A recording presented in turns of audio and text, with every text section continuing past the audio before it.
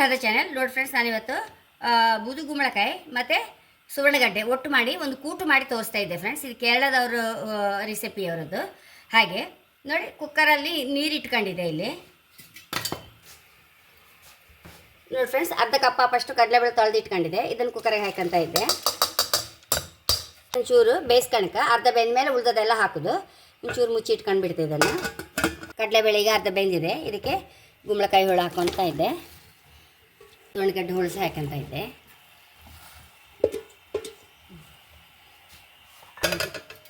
Cooker ಮುಚ್ಕೊತ ಇದ್ದೆ.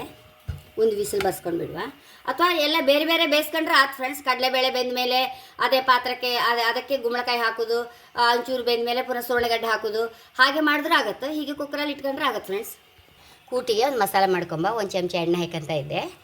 ಒಂಚೂರು ಒಂದು ಅರ್ಧ ಟೀ ಸ್ಪೂನ್ ಅಪ್ಪಷ್ಟು ಜೀರಿಗೆ, ಒಣಮೆಣಸು,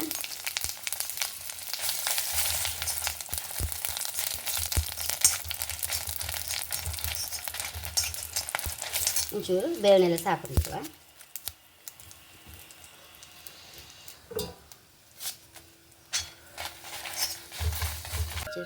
ಒಂದು ಅರ್ಧ ಕಪ್ ಅಪ್ಪಷ್ಟು ಕೋಕೋನಟ್ ಹಾಕೊಂಡಿದೆ. ತೆಂಗಿನಕಾಯಿ ತುರಿ ಇದನ್ನು ಮಿಕ್ಸಿಯಲ್ಲಿ ಹರ್ಕೊಂಡು ಬರ್ತೇವೆ ಫ್ರೆಂಡ್ಸ್. ಈಗ ಅಷ್ಟೊತ್ತಿಗೆ ಹೋಳು ಸಹ ಬೇಯ್ತದೆ. ನೋಡಿ ಫ್ರೆಂಡ್ಸ್, ಕೇರಳದವ್ರ ಅಡುಗೆಗೆಲ್ಲ ಲಾಸ್ಟಿಗೆ ಒಂಚೂರು ತೆಂಗಿನಕಾಯಿ ಫ್ರೈ ಮಾಡಿ ಹಾಕ್ತಾರೆ. ನೋಡಿ, ಚೂರು ಎಣ್ಣೆ ಹಾಕೊಂಡಿದೆ. ಒಂದೆರಡು ಟೇಬಲ್ ಸ್ಪೂನ್ ಹಾಕಷ್ಟು ಕಾಯಿ ಹುರ್ಕೋತೆ ಫ್ರೆಂಡ್ಸ್. ಕೆಂಪು ಹುರ್ಕೊಂಡಿದೆ. ಈಗ ಕೆಳಗಿಟ್ಕೊಂಬ. ಹೋಳುಗಳೆಲ್ಲ ಬೆಂದಾಗಿತ್ತು ಕಾಂಬ. ಒಂಚೂರು ಸಟ್ಟಿಗೆ ಹಾಕಿ ಫ್ರೆಂಡ್ಸ್ ಎಲ್ಲ ಕರೆಕ್ಟ್ ಬಂದಿದೆ. ಈಗ ಇದಕ್ಕೆ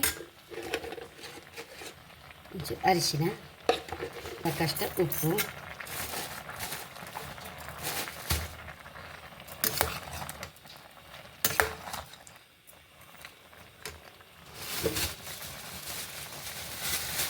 ಒಂಚೂರು ಬೆಲ್ಲ ಹಾಕೊಂಡಿದೆ.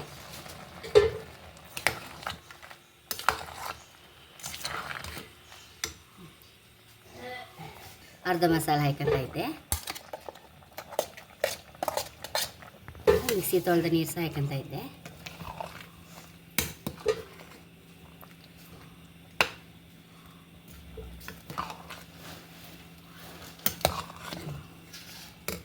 ರೋಸ್ಟ್ ಮಾಡಿದ ಕಾಯಿ ಸಹ ಹಾಕಂತ ಇದ್ದೆ.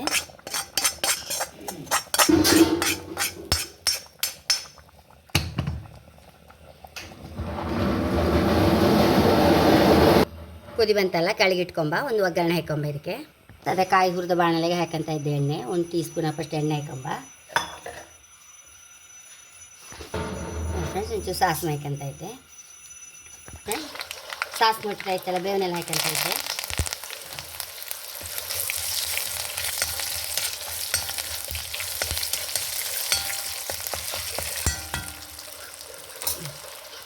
ಹಾಕೊಂಡ್ಬಿಡುವ.